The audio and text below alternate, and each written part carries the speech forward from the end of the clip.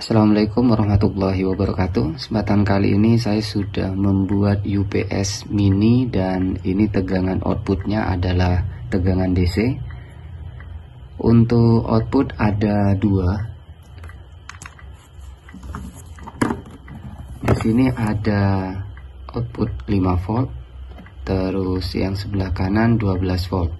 Jadi kalau untuk sebelah kiri bisa untuk CCTV, terus bisa juga untuk router, modem juga bisa. Ini tegangan 5 volt 1 ampere. Dan untuk yang sebelah kanan ini 12 volt dan maksimal 3 ampere. Dan bisa disambung ke router juga bisa, ke access point juga bisa, bahkan lampu emergency. Nanti saya akan contohkan. Kalau untuk router saya karena nggak punya router, jadi saya akan gunakan lampu emergency dan kamera CCTV IP kamera. Untuk inputnya sendiri ini ada di bagian yang S plus dan S min. S plus adalah tegangan plusnya, sedangkan min untuk tegangan min atau kutub negatif. Kalau untuk L plus dan L min ini tidak digunakan karena ini masih bisa dibilang masih sampel, tapi sudah saya gunakan sudah kurang lebih 2 bulanan lah. 2 bulanan saya running terus menerus, tidak ada masalah. Dan untuk charger yang saya gunakan outputnya 12 volt 2 ampere yang saya gunakan. Jadi tinggal yang merah dihubungkan ke S plus dan yang putih ke, atau warna hitam biasanya atau negatif ya, itu ke S min. Jadi tinggal disambung gini aja. Nanti saya akan sambung. Sekarang bahas untuk LED DC. LED DC di sini saya gunakan 15 watt ya. 15 watt 12 volt DC. Jadi ini memang lampu DC. Soketnya sudah saya pasang ini ya. Saya akan contohkan.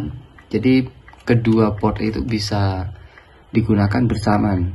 Ingin menggunakan yang 12 atau 5 itu langsung bisa. Tinggal kita nyalakan aja nih atau kita sambung. Nah, seperti ini. Ini sudah nyala. Dan kalau untuk lampu yang 15 watt ini, jika terjadi pemadaman listrik seharian ya, seharian maksudnya bukan 12 jam tetapi selama 1 hari, berarti 24 jam, lampu ini masih bisa menyala. Lampu yang ini lah ya. Dan jika ini yang kabel CCTV, ini CCTV-nya 5 volt. Saya akan pasang aja dulu.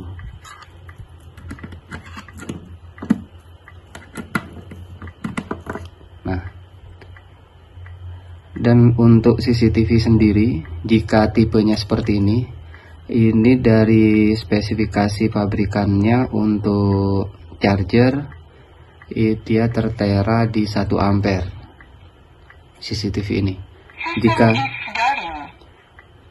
Jika dihubungkan ke UPS DC ini bisa bertahan selama 2 hari. Jadi terjadi pemadaman listrik selama 2 hari, dia akan tetap nge-record asalkan ada memory cardnya ya. Kalau untuk tersambung ke internet atau tidak tergantung router yang atau modem yang kita gunakan aktif atau tidak. Jadi ini bisa menggunakan yang 12, bisa disambung ke router atau ke modem, sedangkan CCTV yang sambung ke USB. Jadi router kita itu gak akan mati walaupun terjadi pemadaman listrik. Dan untuk penchargeran di sini memang saya gak kasih lampu indikator kalau seumpama baterainya penuh, karena memang sudah full otomatis. Kalau baterainya penuh yang di dalam box ini, dia akan cut off. Dan kapasitas baterai yang saya gunakan adalah 12.000 mAh yang ini. Dan untuk lama waktu penggunaan tergantung beban.